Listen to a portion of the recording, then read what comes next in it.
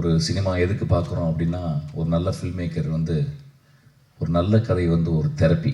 கதைகள் எதுக்காக சொல்லப்படுது அப்படின்னா, ஒரு சமூகத்திற்கு தெரப்பி.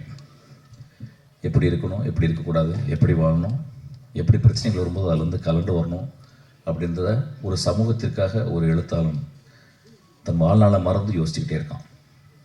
நிறைய பேர் சில காரணங்களில் குடிக்குள்ளே போய் ஒளிஞ்சிருவாங்க. அதுக்கு கூட அதுதான். ஏன்னா அந்த கவனம் அதுக்குள்ளேயே இருக்கணும் அப்படின்ற மாதிரி கூட சில டைம் தன்னை மாய்ச்சிக்கிட்டு சமூகத்திற்காக ஒரு தெரப்பிஸ்ட் வாழ்க்கை என்றைக்குமே சந்தோஷமாக இருந்ததே கிடையாது. அது ஸ்டார்ட் ஃப்ரம் ஃப்ராய்டியை எடுத்துக்கிட்டால் கூட, லக்கானை எடுத்துக்கிட்டால் கூட, யாருடைய ஒரு கிரேட் தெரப்பிஸ்ட் வந்து ஹாப்பியாக இருந்ததில்லை.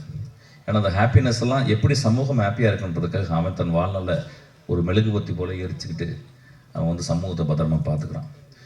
ஸோ நீங்கள் இந்த படத்துக்கு ப்ரொடியூசராக வந்தது, it is not an irony sir, it is a very beautiful circumstances. இது வந்து ஒரு எக்ஸ்ட்ராடனரி ஒரு ஈவெண்ட்டு.